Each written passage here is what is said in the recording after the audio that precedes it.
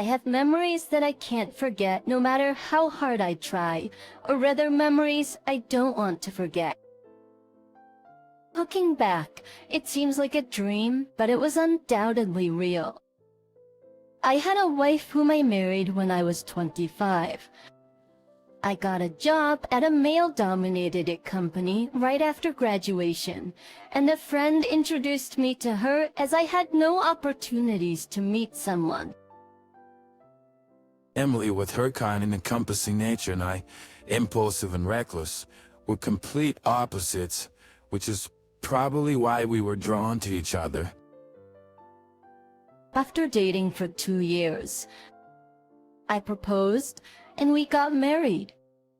Emily worked at a pet store with a shifting schedule which didn't, align well with my weekends off, but we managed to share household chores and initially got along well.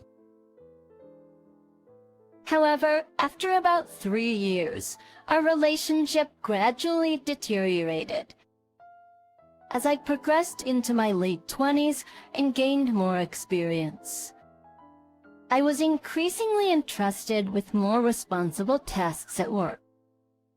This was something I was very happy about, but I believe it also put a significant amount of stress on me, both mentally and physically. From the onset of our marriage, Emily was in charge of preparing meals and cleaning areas like the kitchen, living room, hallway, and entrance. I was responsible for cleaning the areas outside of the kitchen, including the bathroom. We would also take care of other chores as needed or whoever noticed them first. Of course, there were days when we were unable to complete our tasks, and we were flexible about it. But during this time, I found myself increasingly unable to keep up with my share of the chores. Then one day when I returned from work on the last train, Julie had just gotten home and spread some ready-made dishes on the table. "Is this dinner for tonight?" I asked, and Emily, looking apologetic, replied, "Yeah, sorry. I was tired and it got late today, so I bought these from the supermarket." She then heated my portion in the microwave, transferred it to a plate, and handed it to me. I had already eaten ready meals for lunch and was hoping for a proper meal at night. Lost in these thoughts, I wasn't paying attention to what Emily was saying. Then I interrupted her. "Could you run the bath?" Emily looked surprised and momentarily frozen. It was my task to run the bath, so her reaction was understandable. "That's what I thought at the time. I'm tired from working consecutive days. Could you do it for me?"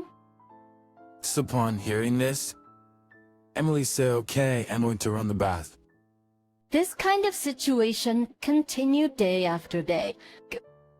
I didn't know much about the busy season at the pet shop, but Emily seemed to be working harder than ever before, often getting home late and unable to prepare proper dinners.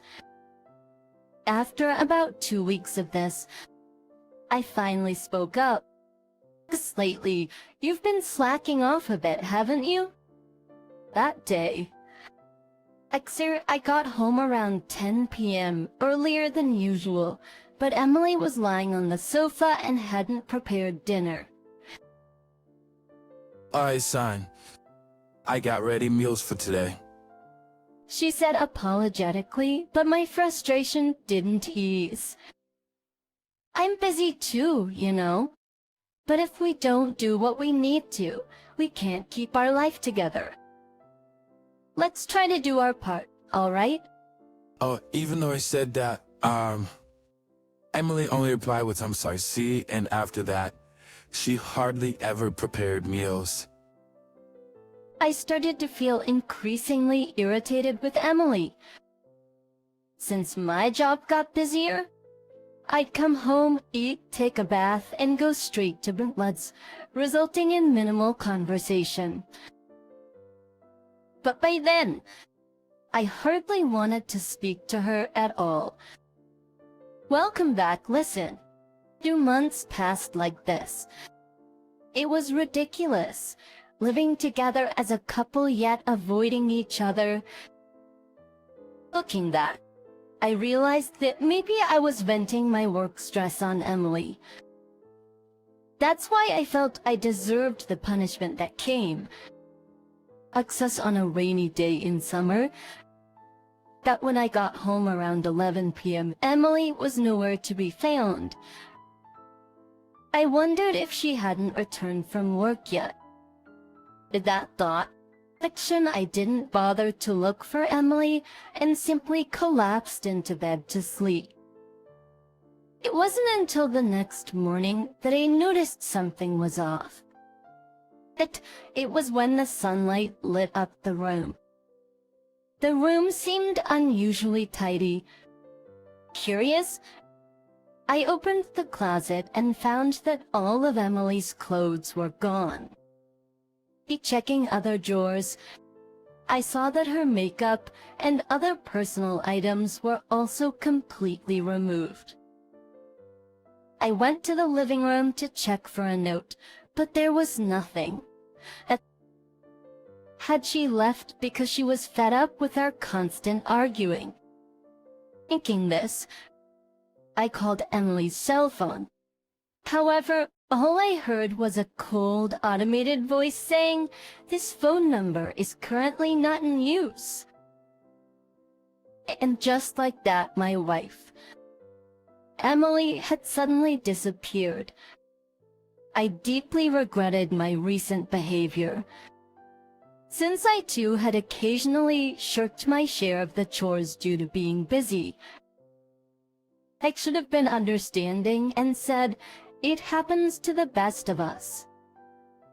I should have embraced Emily's attempts at reconciliation instead of pushing her away. I should have faced our issues together. It's true, you often only realize these things once you've lost them. But still, I thought maybe she's just angry and will come back someday. When she does, I'll apologize properly. I was still naive at that point. The month passed since Emily disappeared. My busy work schedule finally slowed down, and I had more idle time than usual. This situation led to me spending more time than ever thinking about Emily, and I was haunted by the anxiety that she might not return. Then, in my mailbox, I found an envelope without a name on it. Since there was no stamp, it was clear that it had been delivered directly. After I got home, I opened the envelope to find something shocking inside.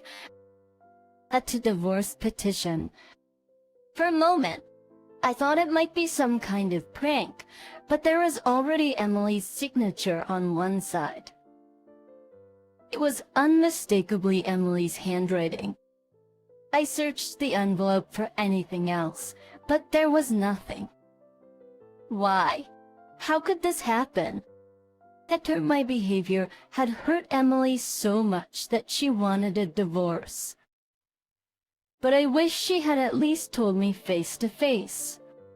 The idea that everything would end without any real communication, just with a single piece of paper, was unbearably frustrating. I had only visited Emily's family home once, far away, and didn't even remember the address or phone number. Seeing how the letter was delivered directly, without any chance of tracking through a postmark, it was clear that Emily didn't want to see me. The thought that I had driven away someone I once loved so deeply was incredibly painful.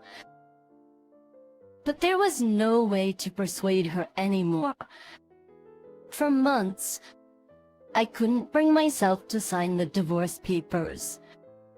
But when Emily didn't return even on her 5th wedding anniversary, I finally accepted her decision. I signed and submitted the divorce petition. I never thought that I would be back at this place where we had once happily submitted our marriage registration only 5 years later. Tears naturally fell from my eyes. 3 years have passed since then. I still haven't been able to give up on seeing Emily again and have told mutual friends to let me know if they hear anything about her. XD and I even visited her hometown in Nebraska, but still couldn't find where she was. This time, I heard from a friend living in California that they had seen Emily. I thought she might not want to see my face anymore. I poly for a year. I thought about it, but I knew I couldn't move on without seeing her and hearing her true feelings. And I desperately wanted the chance to apologize. If I became a burden, I decided I would leave immediately. With that in mind, I headed to California. Of course, it wasn't easy to find someone in a crowded city like California. I spent a whole day wandering around the station where my friend's friend had seen her. It feels like I'm stalking her. Just as I was coming to my senses, wondering if I should go back, feeling disheartened, a familiar face passed by right in front of me. She didn't seem to notice me, but it was definitely Emily. There was no mistaking it. Seeing Emily for the first time in 3 years, I almost broke down in tears, but I restrained myself given the crowd. But Emily seemed to be looking around for someone, and then her face lit up with joy. She found her mother and a little boy who ran up to her, exclaiming, "Mimi." The boy, hugging Emily, said cheerfully, That's great. Could say thank you? Yeah. Emily asked the boy with a gentle, maternal smile I hadn't seen before, lifting him up in her arms. Emily, had she remarried? All this time, I had clung to the selfish hope of meeting her again, apologizing and perhaps starting over. I had never imagined that Emily could have remarried and started a new life.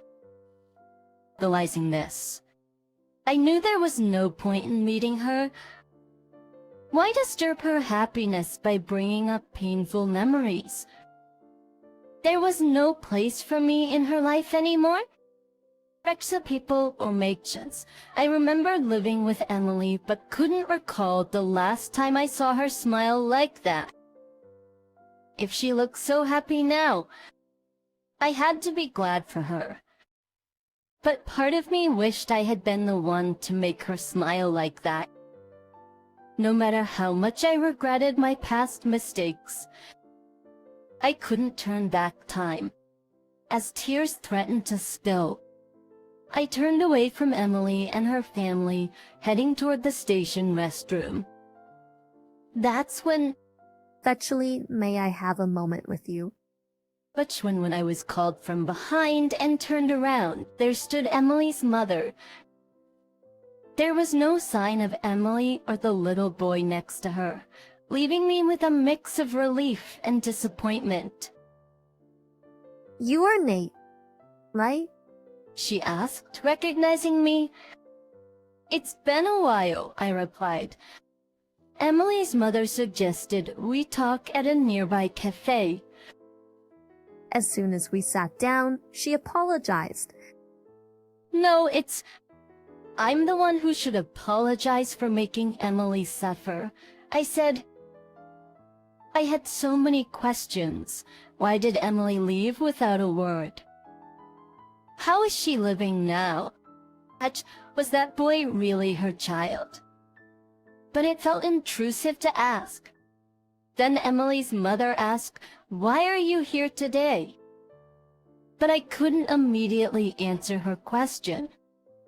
I was worried that it might seem strange, even creepy, that I'd come all the way to California to seek out Emily after we had separated 3 years ago. Isn't I come all the way to California to seek out Emily after we had separated 3 years ago? Yet if I really wanted to see Emily, should I be honest about it?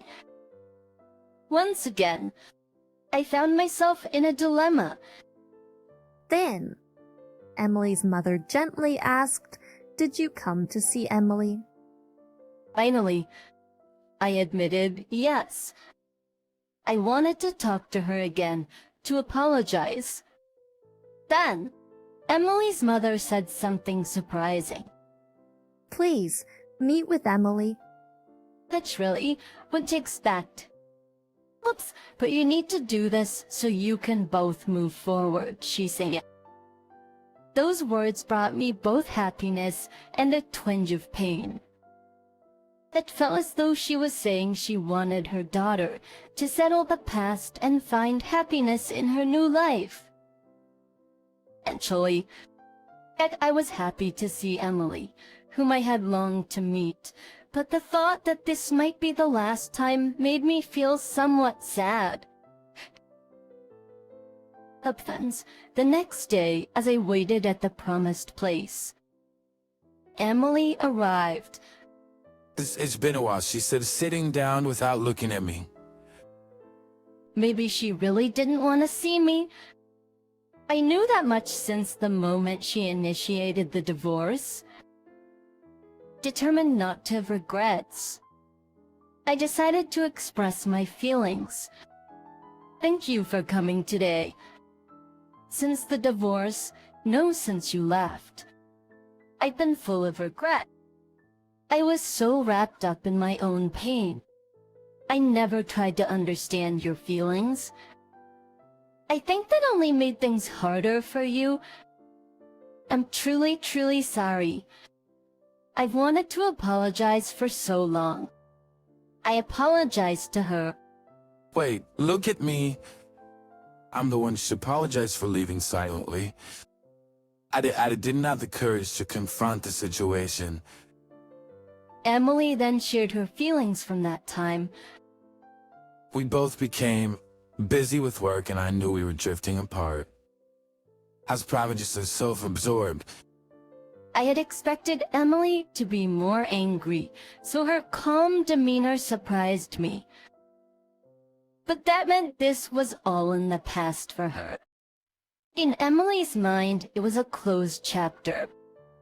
Yet I realized that I was the only one who saw great significance in this reunion. As I thought this, back then, I was feeling unwell. That was news to me. I mentioned it a few times, but you seemed so busy you probably don't remember. Think to her words. I didn't recall at all. Joe. Yes, sighs again. I couldn't prepare meals properly, and I just felt so down thinking you were fed up with me. Hearing this, I remembered how Emily often laid down, unable to cook meals every day. "I'm sorry for not noticing. Are you okay now? Was it an illness?" I'm sorry for not noticing. Are you okay now? Was it an illness? Caught up in my own work stress, I hadn't even noticed Emily's health issues. I was the worst husband. That's why she divorced me. I wasn't an illness. I was pregnant. It took a while for my brain to process her words. What? That was all I could muster, sounding foolishly surprised. It was your child, Emily said, tears welling up in her eyes. Really? Still shocked, I watched as Emily tearfully continued her story. When I felt something was wrong, I went to the hospital and found out I was pregnant. I was so happy. But I thought maybe this could bring us back to how we used to be, that this child could be the angel to reconnect us. I wanted to tell you as soon as possible and tried many times, but we never seemed to have a moment to talk properly. It felt like all the puzzle pieces were falling into place. Necessity predict Emily's ill health and her attempts to talk to me were all because she was pregnant with my child. Then I started feeling very alone. I worried if you would be happy about the child, if I could be a good mother. I got scared of everything and talked to my mom. Of West initially. Didn't intend to leave, I just planned to stay at my parents' house for a few days. But became too afraid to talk things out with you. I told some I ran away.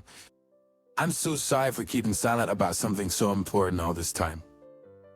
And the child? I asked nervously. It's a boy. He's 3 now and grown up healthy, she replied. Was he the one with you at the station yesterday? I think my voice was trembling. Yes, that's right, Emily replied. Upon hearing her words, tears uncontrollably started flowing from my eyes. The image of that child, who had clung to Emily calling her mommy, was still vivid in my mind. That was my child. Before I knew it, I was holding Emily's hand. And without being able to hold back, I said, "Thank you."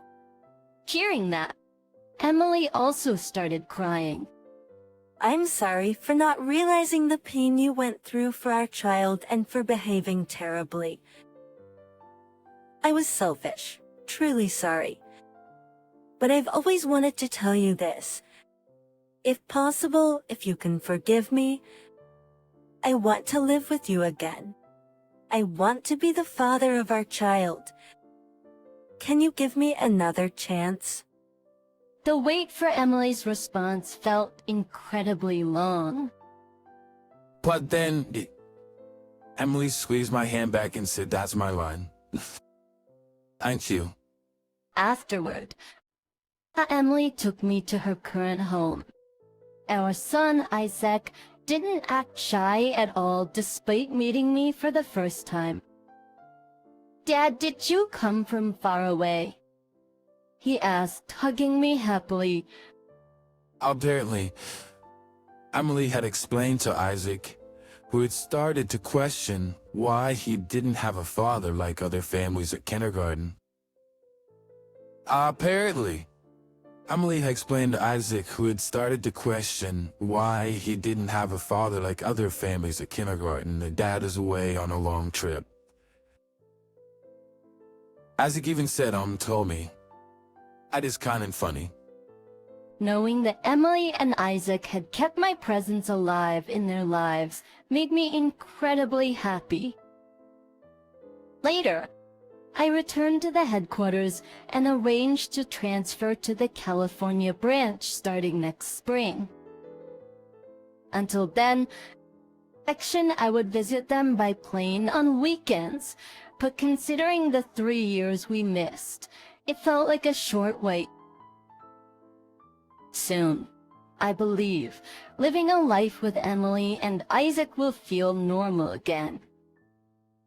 But I will never forget that such an ordinary life is not something to take for granted. Having once fallen apart, I believe we are now bound by a stronger bond, and I start walking with my family again.